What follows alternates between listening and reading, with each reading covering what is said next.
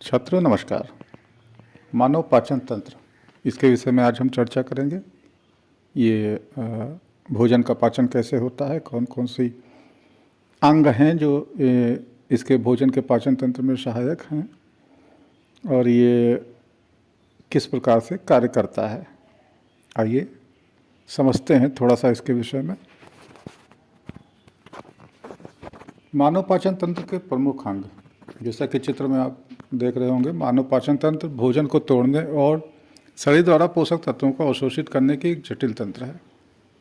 इसमें कई सारे अंग शामिल होते हैं, आप देख पा रहे हैं। इसमें आपकी मुंह होता है, ग्रसनी होती है, ग्रास नली होती है, अमाशय होती है, छोटी आंत, बड़ी आंत, मलाशय और गुदा शामिल होते हैं। मुंह से शुरू होता है और गुदा द्वार पर समाप्त होता है। यकृत, अग्नाशय और पित्राशय जैसे सहायक अंग भी पाचन में महत्वपूर्ण भूमिका निभाते हैं। पाचन तंत्र के प्रमुख भाग कौन कौन से हैं, उनके कार्य क्या है, ये समझते हैं।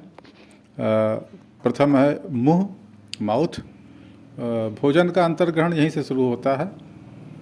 वास्तव में तो हाथों से ही शुरू होना चाहिए, परंतु हाथों का कोई विशेष कार्य नहीं होता है, केवल वो उठा के मुंह में रखने के कार्य में आते हैं।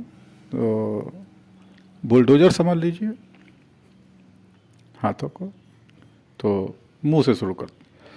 भोजन का अंतर्ग्रहण यहीं से शुरू होता है। दांत जो है भोजन को चबाकर छोटे कर देते हैं। जीभ भोजन को लुगदी यानी कि आपका पेस्ट टाइप का बनाने में मदद करती है। इसके साथ ही राल ग्रंथियां राल उत्पन्न करती हैं, जिसमें एमाइलेज होता है जो भोजन को पाचन में मदद करता है।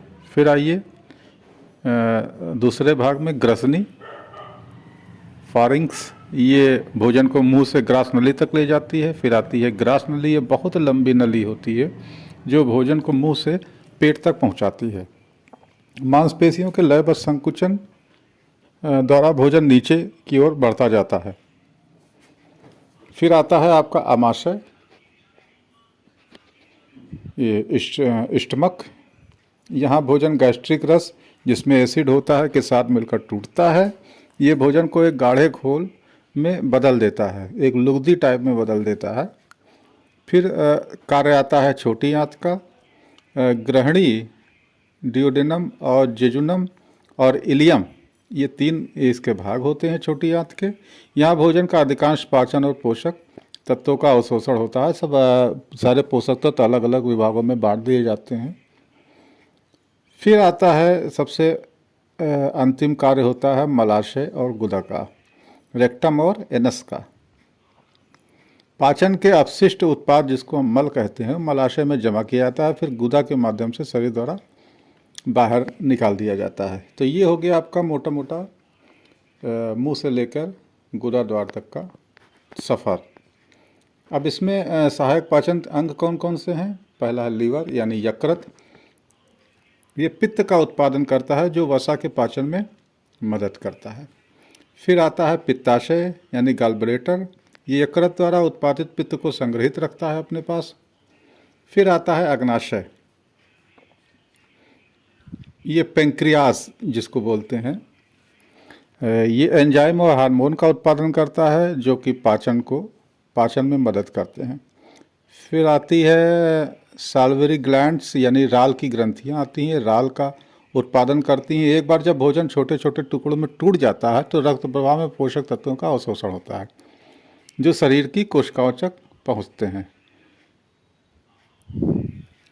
अब ये जठरांत पथ जो होता है, जो ऊपर मुंह से लेकर गुदा द्वार तक का होता है, तो जठरांत पंथ अगर आपके प्रश्न में आता है तो उसके विषय में आप उसका उत्तर लिखेंगे। जठरांत पंथ बनाने वाले प्रमुख अंग होते हैं मुंह, ग्रास नली, आमाशय, छोटी आंत, बड़ी आंत और गुदा।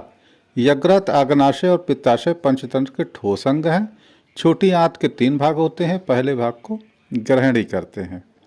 अब ऐसे दूसरा क्वेश्चन इसमें आता है बोर्ड परीक्षा में, मानव शरीर में कितने पाचन तंत्र होते हैं। तो मानव शरीर में 11 अंग प्रणालियों में से ये पाचन तंत्र एक होती है।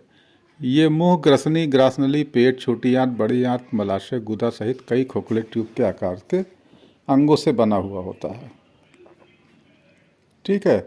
तो इस प्रकार आप इसका वर्णन करेंगे और थोड़ा सा और समझ लेते हैं।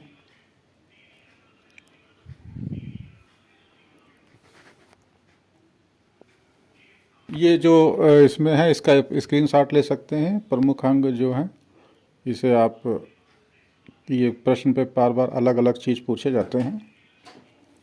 अब इसके आहार पदार्थों में घटक, विशेष घटक कौन कौन से होते हैं जिनको ये अवशोषित करता है, शरीर अपने पास रखता है, बाकी सबको बाहर निकाल देता है।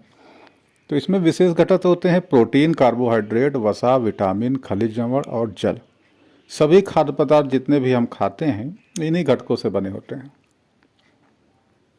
किसी में कोई घटक अधिक होता है, कोई किसी में आपका प्रोटीन अधिक होगा, किसी में कार्बोहाइड्रेट अधिक होगा, किसी में विटामिन अधिक होगा, और जो कम होता है उसको डॉक्टर लिख देते हैं कि आप ये दवाई खाइए, इससे ये चीज़ें बढ़ेंगी।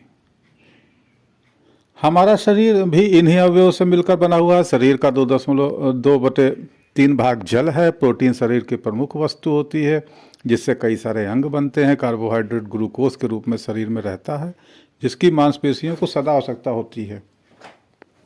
छोटे में बताया जाता है कि भैया ग्लूकोन डी पिलाओ जल्दी जल्दी। आहार से मिलने वाले अवयवों का रासायनिक रूप शरीर के अवयवों के रूप से अलग होता है, ये बात ध्यान रखिएगा। आहार के अवयवों को शरीर पाचक रसों द्वारा उनके सूक्ष्म घटकों में विघटित कर देता है और उन घटकों को फिर से संश्लेषण करके अपने लिए उपयुक्त अवयवों की तैयार कर लेता है। ये काम अंगों की कोशिकाएं करती हैं। जो घटक उपयोगी नहीं होते हैं उनको ये छोड़ देती हैं। शरीर ऐसे पदार्थों को मल, मूत्र, स्वेद और श्वास द्वारा बाहर निकाल देता है। जैसे गैसें होती हैं वो श्वास द्वारा निकल आती हैं, बाकी मल, मूत्र और स्वेद द्वारा निकल आती हैं।